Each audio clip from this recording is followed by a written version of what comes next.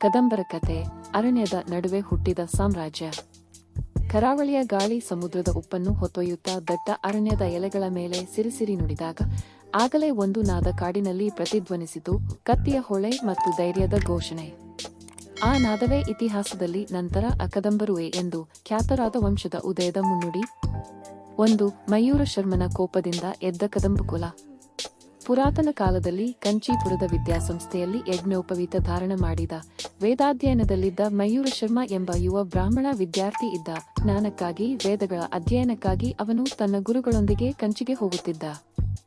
ಆದರೆ ಚೋಳ ಸೇನೆಯ ಗರ್ವ ಮತ್ತು ಅಹಂಕಾರದಿಂದ ಸಂಭವಿಸಿದ ಒಂದು ಘಟನೆ ಅವನ ಬದುಕನ್ನೇ ಬದಲಿಸಿತು.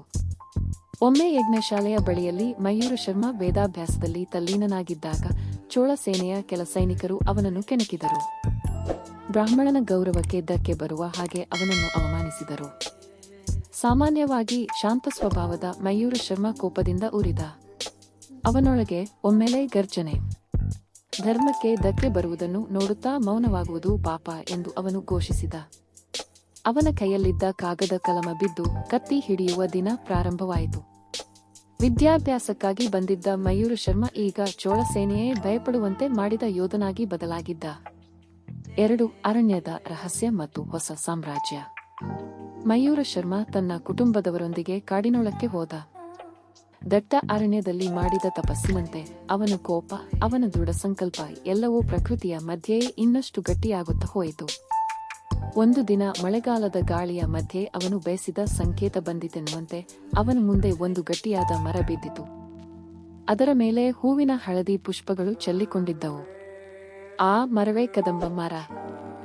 ಮಯೂರ ಶರ್ಮ ಅದನ್ನು ಶುಭಸೂಚಕವೆಂದು ಭಾವಿಸಿ, ಇಂದಿನಿಂದ ನಮ್ಮ ವಂಶಕ್ಕೆ ಕದಂಬ ಎಂಬ ಹೆಸರುವೆ ಎಂದ. ಇದೇ ಕಾಡಿನ ಮಧ್ಯೆ ಗಟ್ಟಿಯಾದ ಬಂಡೆಗಳ ನಡುವೆ ಮಯೂರ ಶರ್ಮ ತನ್ನದೇ ಸಾಮ್ರಾಜ್ಯ ನಿರ್ಮಿಸಲು ಆರಂಭಿಸಿದ. ಅವನು ತನ್ನ ಬೆಂಬಲಿಗರೊಂದಿಗೆ ಚೋಳರ ವಿರುದ್ಧ ವಿಜಯ ಸಾಧಿಸಿ ಬನವನಿನಲ್ಲಿ ಹುಟ್ಟಿದ ಸಾಮ್ರಾಜ್ಯಕ್ಕೆ ಮೊದಲ ಕಲ್ಲು ಹಾಕಿದ. 3. ಕದಂಬರ ಆಡಳಿತ, ಪ್ರಜೆಗಳಿಗಾಗಿ ನಿರ್ಮಿಸಿದ ರಾಜ್ಯ. ಕದಂಬರು ದಕ್ಷಿಣ ಭಾರತದ ಮೊದಲ ಸ್ವದೇಶಿ ಕನ್ನಡ ರಾಜವಂಶ. ಅವರ ಆಡಳಿತದಲ್ಲಿ ಕನ್ನಡದ ಭಾಷೆಯೂ ಸಂಸ್ಕೃತಿಯೂ ಜನಜೀವನವೂ ಅರಳಿತು. ಅವರು ಬರವಣಿಗೆಯಲ್ಲಿ ಮತ್ತು ಆಡಳಿತದಲ್ಲಿ ಕನ್ನಡವನ್ನು ಅಧಿಕೃತವಾಗಿ ಬಳಸಿದ ಮೊದಲವರಾಗಿದ್ದರು ಎಂಬ ಹೆಮ್ಮೆ ಜನರಿಗೆ ಉಂಟಾಯಿತು. ಮಯೂರ ಶರ್ಮನ ನಂತರ ಬಂತು ಕಾಕುತ್ಸ್ಥವರ್ಮ. ಅವನ ಕಾಲದಲ್ಲಿ ಕದಂಬರು ನಿಜವಾದ ಅರ್ಥದಲ್ಲಿ ಸಾಮ್ರಾಟರು. ಅವರ ಆಡಳಿತದಲ್ಲಿ ಬಿದ್ದ ಆದೇಶಗಳು ಸಾಧಾರಣ ಜನರಿಗೂ ಸುಲಭವಾಗಿ ಅರ್ಥವಾಗಲಿ ಎಂದು ಕನ್ನಡದಲ್ಲಿ ಬರೆದಿದ್ದರು. ವ್ಯಾಪಾರವೂ ಬೆಳೆಯಿತು, ದೇವಸ್ಥಾನಗಳು ಕಟ್ಟಲ್ಪಟ್ಟವು, ಕಾಡಿನ ನಡುವೆ ಹೊಸ ಹೊಸ ನಗರಗಳು ಉದಯವಾದವು.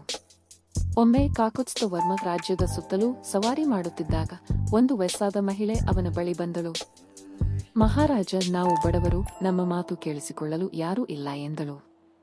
ಅವನು ತಕ್ಷಣವೇ ಕುದುರೆಯಿಂದ ಇಳಿದು, ಈ ರಾಜ್ಯದಲ್ಲಿ ಪ್ರತಿಯೊಬ್ಬರ ಮಾತು ನನಗೆ ಮುಖ್ಯ ಎಂದು ಹೇಳಿದ. ಆ ದಿನದಿಂದ ರಾಜ್ಯದ ಬಡವರ ದೂರುಗಳನ್ನು ಕೇಳಲು ನಿರ್ದಿಷ್ಟ ದಿನ ನಿಗದಿಪಡಿಸಲಾಯಿತು. ಜನಸಾಮಾನ್ಯರಿಗಾಗಿ ಮಾಡಿದ ದೊಡ್ಡ ನಿರ್ಧಾರ. 4. ಬಾನವಾಸಿಯಿಂದ ಹರಡಿದ ಕೀರ್ತಿ. ಕದಂಬರ ರಾಜಧಾನಿಯಾದ ಬಾನವಾಸಿ ಪ್ರಾಚೀನ ಕೋಟೆ, ಸುತ್ತಲಿನ ಅರಣ್ಯ, ಕಡಿದಾದ ಬಂಡೆಗುಡ್ಡಗಳು ಮತ್ತು ಕಪ್ಪುಕಲ್ಲಿನ ದೇವಾಲಯಗಳು. ಕವಿ ಪಂಪನು ಬಾನವಾಸಿಯನ್ನು ಆ ಅರಣ್ಯದ ನಡುವೆ ವಸಂತದ ಮಂದಿರ ಎಂದು ಕೊಂಡಾಡಿದ್ದ. ಬಾನವಾಸಿಯ ಪ್ರಸಿದ್ಧ ಮಧುಕೇಶ್ವರ ದೇವಾಲಯದ ಗಂಭೀರ ಘಂಟಾನಾದವು ರಾಜ್ಯದ ಸಮೃದ್ಧಿಯ ಪ್ರತೀಕ. ಕದಂಬರು ಕೇವಲ ಯುದ್ಧವೀರರಲ್ಲ, ಕಲೆ ಸಂಸ್ಕೃತಿಯ ಆರಾಧಕರು ಕೂಡ. ಅವರು ಸಂಗೀತ, ನೃತ್ಯ, ಶಿಲ್ಪಕಲೆ ಎಲ್ಲಕ್ಕೂ ಆಸರೆ ನೀಡಿದರು. ಆ ಕಾಲದಲ್ಲಿ ಬಾನವಾಸಿ ದಕ್ಷಿಣ ಭಾರತದ ಒಂದು ಸಾಂಸ್ಕೃತಿಕ ಕೇಂದ್ರವಾಗಿಯೇ ಬೆಳೆಯಿತು. 5. ಶತ್ರುಗಳ ಆಕ್ರಮಣ ಮತ್ತು ಕದಂಬರ ಧೈರ್ಯ. ಒಮ್ಮೆ ಪಲ್ಲವ ಮತ್ತು ಗಂಗರಾಜ್ಯಗಳು ಕದಂಬರ ಸಮೃದ್ಧಿಯನ್ನು ಕಂಡು ಆ ರಾಜ್ಯವನ್ನು ದಾಳಿ ಮಾಡಲು ಯತ್ನಿಸಿದವು. ಆದರೆ ಕದಂಬ ಸೈನ್ಯ, ವಿಶೇಷವಾಗಿ ಕಾಡಿನಲ್ಲಿ ಯುದ್ಧ ಮಾಡುವಲ್ಲಿ ಪರಿಣತಿ ಪಡೆದ ಗನಾರಣ್ಯ ದಳ ಶತ್ರುಗಳನ್ನು ಮಣಿಸಿದರು. ಮಯೂರ ಶರ್ಮನ ವಂಶದಲ್ಲಿ ಹರಿದ ಧೈರ್ಯದ ರಕ್ತ ಪೀಳಿಗೆಗೂ ಉಳಿದು ದಿಟ್ಟ ಯುದ್ಧ ನೈಪುಣ್ಯದಿಂದ ಕದಂಬರು ತಮ್ಮ ರಾಜ್ಯವನ್ನು ಬಲಪಡಿಸಿದರು.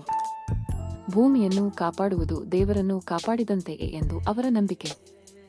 6. ಕದಂಬರ ಸಂಸ್ಕೃತಿ, ಒಂದು ಶಾಶ್ವತ ತಿಳಿವು.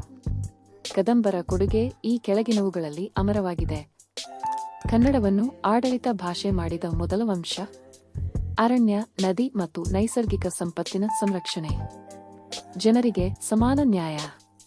ಕಲೆ ಮತ್ತು ಸಂಸ್ಕೃತಿಗೆ ಬಲವಾದ ಬೆಂಬಲ. ಸೈನ್ಯವನ್ನು ಗಟ್ಟಿಗೊಳಿಸಿದ ಸುಸಂಘಟಿತ ಕ್ರಮ. ಅವರ ಆಡಳಿತವು ನಂತರದ ಚಾಲುಕ್ಯರು, ಹೊಯ್ಸಳರು, ಒಡೆಯರು ಎಲ್ಲರಿಗೂ ಮಾದರಿಯಾಯಿತು. 7. ಅಂತ್ಯವಲ್ಲ, ಪರಂಪರೆಯ ಮುಂದುವರಿಕೆ. ಕಾಲಕ್ರಮೇಣ ರಾಜವಂಶ ಬದಲಾಗಬಹುದು, ಗದ್ದುಗೆ ಬದಲಾಗಬಹುದು, ಆದರೆ ಕದಂಬರ ಆತ್ಮ, ಸ್ವಾಭಿಮಾನ, ಸ್ವಯಂಶಕ್ತಿ ಮತ್ತು ಸಂಸ್ಕೃತಿ ಇವು ಶಾಶ್ವತ. ಎಷ್ಟೇ ವರ್ಷಗಳು ಕಳೆದರೂ ಬಾನವಾಸಿಯ ಅರಣ್ಯದಲ್ಲಿ ಈಗಲೂ ಗಾಳಿ ಕದಂಬ ಹೂವಿನ ಸುಗಂಧವನ್ನು ಹೊತ್ತುಕೊಂಡು ಬರುತ್ತದೆ. ಅದರಲ್ಲಿ ಇಲ್ಲಿರುವಂತೆ ಇದೇ ಮಯೂರಶರ್ಮನ ಧೈರ್ಯದ ನೆನಪು, ಕಲಮನ್ನು ಹಿಡಿದವನು ಕತ್ತಿಯನ್ನು ಹಿಡಿದು ಸಾಮ್ರಾಜ್ಯ ಕಟ್ಟಬಹುದು ಎಂಬ ಸಂದೇಶ.